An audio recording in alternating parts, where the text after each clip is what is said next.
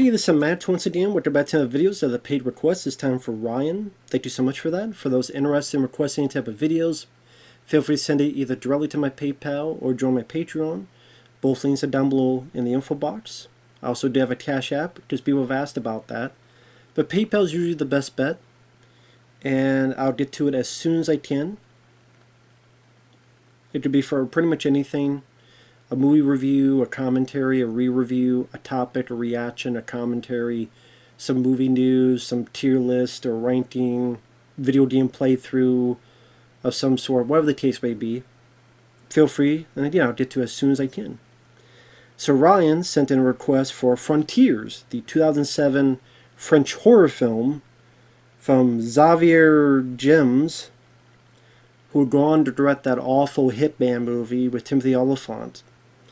Now, I remember hearing with that film that apparently he had a film made that was very brutal, and the studio like reshot a bunch of stuff for that film, and he wasn't even there on set for it. Granted, why you would cast Timothy Olyphant, I don't know why. That was, I think, one of the, and the plot was pretty boring, but I don't know. Would his version be any better? I don't know. I don't know what else the guy's done since. But this is a time where a lot of like French horror films would get into the American, the stateside. High Tension being one of them, which High Tension is one of those movies where there's stuff I like about it, and then there's stuff I go, what the fuck? But I hate the ending. I won't spoil the ending. If you see it, you know what I mean. Some it makes the film, some it breaks the film. For me, it breaks the film. I went, are you serious? And then when you rewatch the film, you go, well, how does this work if this is... And how does this work if... And how did that person do this if they're this small, but they did this... Whatever. That's a whole other thing. And there's a lot of, not just French, but other horror films.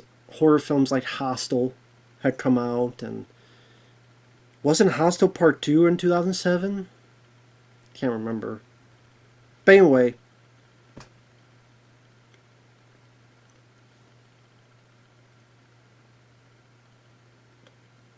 sorry about that. My ears are popping. I think my ears were just the sensational aspect of seeing the gore in this movie. I just went... had a brain aneurysm. It's a tumor, not a tumor. Sorry, I just... My ear needed a pop for some reason. So it's like, I had to do this. Sorry, I know it's going to screw up the video. So... all the gore and violence, brutality is crazy in this movie. It just made my brain explode. Thankfully not my pants, because they're still clean. Yeah, they're still clean, so it's all good. But speaking of stuff being cleaned, this is a pretty dirty-ass movie, too, because like the inn that they go into, and then they have the rundown caves, rundown mines, I should say. This establishment where there's... you really feel the dirt and grime in these environments later on in the film. I give credit to that. I give credit to the lighting in the film, because it seems like lighting-wise, it's a decent-sized budget. I mean, the plot of the film is there's riots in Paris because of some political candidate. Which sounds like today. So, during the middle of the riot, 5 people decide to rob something. Along for the ride is this pregnant lady named Yasmin and her brother. This robbery had happened. They're being chased by the cops. The cops and some of the people are shooting at each other. And one of the horrible things about this movie is the shaky cam. This is some of the more god-awful shaky cam of this time period. I'm not going to do it on my camera because knowing me, it will unplug and I'll lose the footage. But imagine, just all the stuff going up and down is ridiculous. Like literally get you car sick, air sick, all sorts of stuff. Seasick. It was terrible. And they did that a lot in this movie where the shaky cam was just excruciating. And I don't know why they felt they needed to do this. A lot of films did this in this time period. It wasn't just Frontiers, but a lot of people did that. Whether it be because of Saving Private Ryan or The Bourne Identity or whatever the hell else was making shaky cam the cool thing to use. I wish they didn't, because it's discombobulating when you can't understand what's going on. There's this scene, there's a car chase scene later on that's the same way.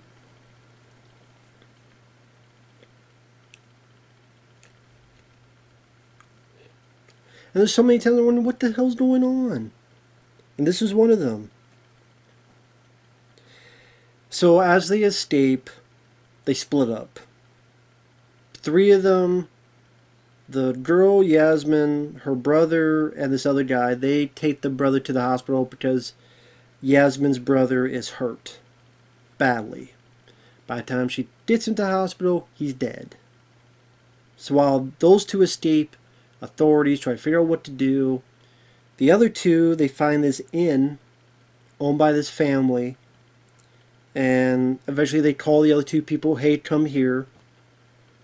Those 2 guys get seduced by some ladies. They have a little horizontal fandango, and the next thing you know, things go up creek without a paddle. One's hit with a pipe, gets his fingers shut off. The people in this family are crazy. Now, they're not deformed like Texas Chainsaw Master, Leatherface, or, well, having a mask, so you assume he's deformed. In some movies he is. Well, that's a whole other thing. It's not like Hills of Eyes. It's just these are crazy people. And you find out Nazis or neo-Nazis. That's what you find out later about them. And pretty much it's either them trying to escape, or getting caught, or worse things happening, or the new 2 people come, they don't know what's going on, they find out what's going on, and then they try to get out, they try to escape, they get caught, they try to escape some more. That whole thing going around in a circle until the end of the movie. Now, before I get more into the plot, into the story,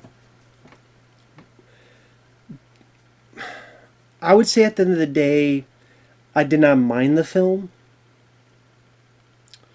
I don't think the acting was bad. The gore was really good and practical. It was very brutal. Like I said, fingers get shut off. One person gets hit a couple times with an axe and then being pushed into a rotating saw blade. One gets cooked alive in a boiler, like a furnace. One gets their throat ripped out by teeth. Like someone bites the throat and rips it out. There are some that get shot with some decent squibs. There's a head explosion that has CG, but they mixed it enough with practical that it looked really good. And that's the thing, if you don't use CG, mix it with practical. And I thought they did a really good job on this one head explosion that's in it, that I thought was actually really good for this type of film. So there's some good gore. Like I say, the acting is not bad. The environment, like some of the environments in this inn, like the mine system, they really made it claustrophobic. There's a bit where 2 characters have to crawl through this tunnel. That's very, very compact. And there's some interesting shots where there's like wide shot where the guy, you see how tiny the guy is crawling amongst this, it made me go, I wonder how they did that shot. Some moments like that. There's another what we call it? There's an area where there's like a meat locker, where of course they have a bunch of dead bodies there, like the way that was lit. So it doesn't end on a sequel bait ending either. It doesn't really end on a downbeat ending, which I can appreciate. So I think all those elements made it at least worth a watch. And I know I've seen this film one time back in the day. So yeah, it was worth one watch if you like that kind of stuff. Now, I would say the characters, I don't think the acting was bad, but the characters are kind of there where, the lead girl, her acting was good, but it's like, okay, she's pregnant. Her brother died. But we really don't get to know a whole lot else about her, so it's like, okay, you just kind of just want her to live because, she doesn't seem that bad of a person. And she does get tougher in the third act, which is nice. And she's able to get a little bit of comeuppance on the bad guys, which was at times satisfying. I would say there are elements of this that made me think of The Hills Have Eyes. Not in terms of deformity, but your lead character did more tougher by the end. At one point using an axe on someone. At one point using I don't think it was a shotgun, but using a gun. And there's this other person that's with the family that helps them out, which I know was in the original Hills Have Eyes and the remake of Hills Have Eyes. The girl part of the family but saves the baby. Here's a girl named Ava, who's like, yeah, I'm going to help them, but I need to do this because they saved my family, will come back or whatever. And like, she's so out of it, but she's treating this person, our lead character, nicely. And she does help her out at the third act. But the Hills Have Eyes remake came out like 2006. So this is right after it. But that one, I put up much more above this because I think the lead guy was just much more memorable of a character. And I think Alexander Aja, you just say it's shaky, but much more comprehensible than in this movie. And in that one, like the musical score and some of the touches, like him, and you really see a lead character really go through it and really get.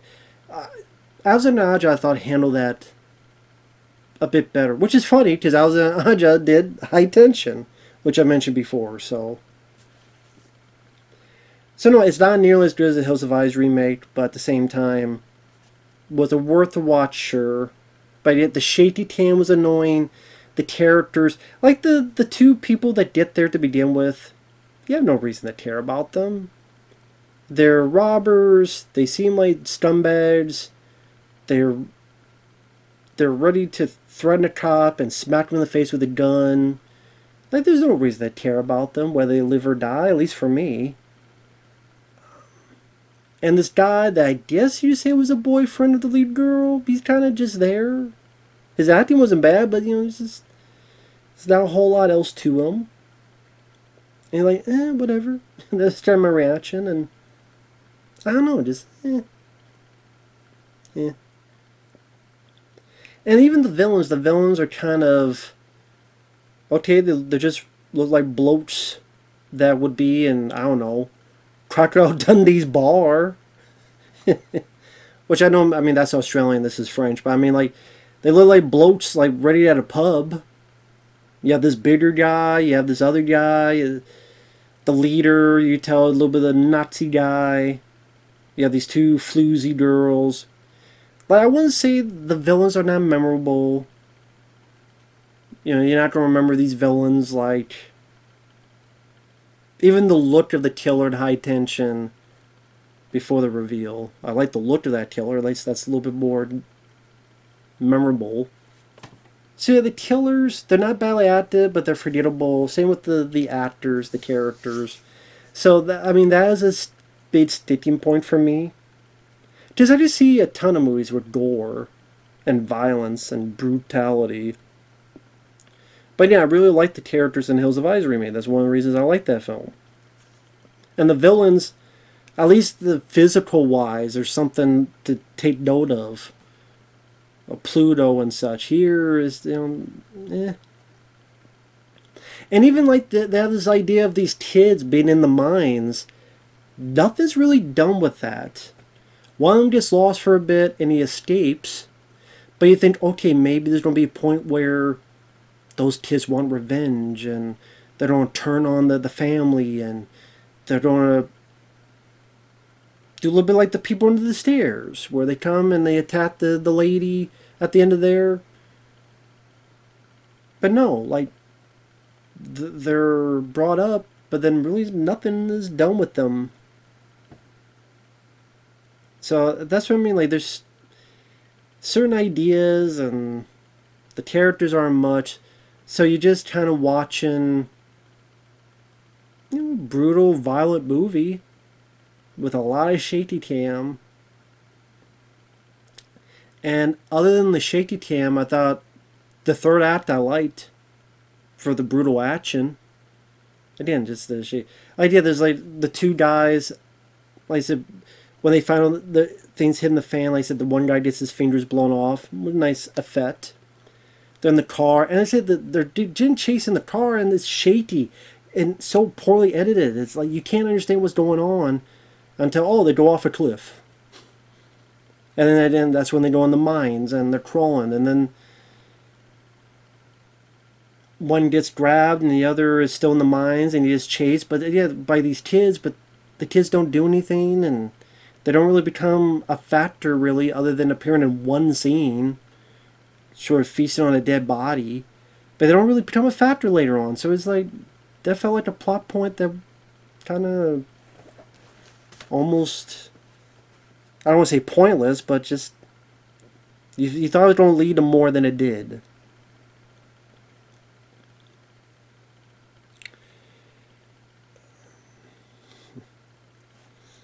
Like I said, the brutality, there's a guy hung upside down, you see the hooks are on his feet. I said there's a guy that chases highs, hid in the wrong spot. He's cooked up in the furnace. He comes out, he's all melted up, burnt up. Decent, practical makeup effects. And again, you have this dinner scene. Of course, gotta be a dinner scene, like Chainsaw Massacre. And then the lead girl gets a knife and holds the guy hostage. The super spoilers. Holds the guy hostage. There's a kerfluffle. One actually shoots the leader. So that guy gets pissed and shoots the other guy. She runs off while these bad guys then get like submachine guns.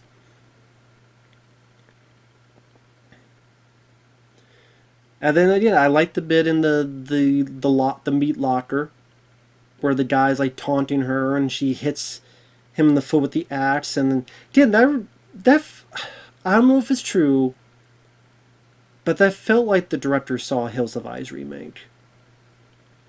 When Doug, which kind of looked like me back in the day, because what's the first thing he does? He's bruised up. He hits the foot. Right, he stabs through the foot with the screwdriver. Here she hits with an axe. And then Doug beats the fuck out of him, while here she axes the hell out of him. And here she pushes him until he falls into the saw blade, which was a cool, brutal scene. And then that one, it's Doug, getting the axe and done better than that. Which maybe it's unfair to compare the two. So yes, I do think that remake is better than this, but like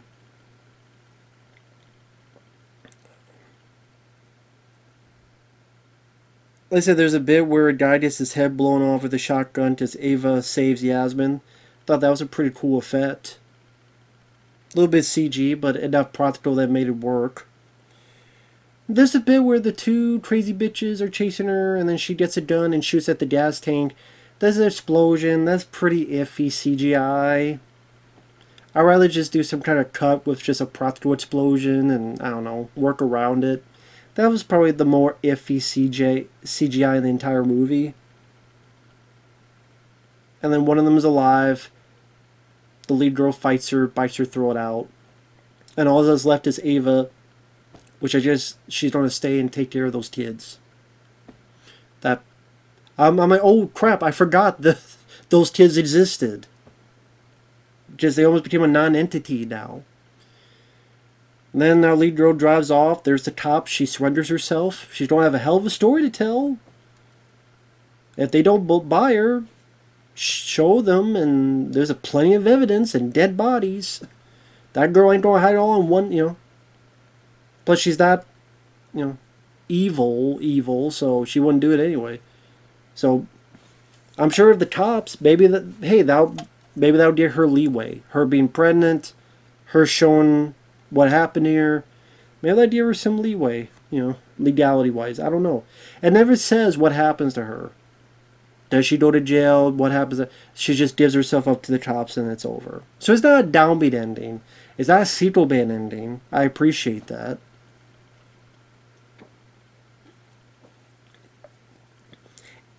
So yeah, I like the gore. I like the violence. I like some of the lighting. The third act I thought was pretty decent. But like I said, the shaky cam was too much and nauseating. Plot points like the whole thing with the kids in the mines didn't really go anywhere. The characters, not a whole lot for me to root for. And the villains, there's not a whole lot to remember about them. I mean, I guess you say they're more real compared to, I don't know, whatever slasher films you could think of. I mean, it's not a slasher film, but, yeah.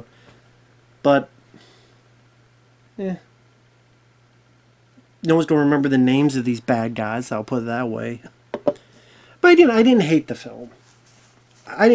It was okay. It was a time waster. I said I saw it once back in the day. Nice to see it again. I've seen much worse. Like I said, if you like this kind of brutal, violent horror movie, then yeah, I thought it had a decent finale. It's worth a watch.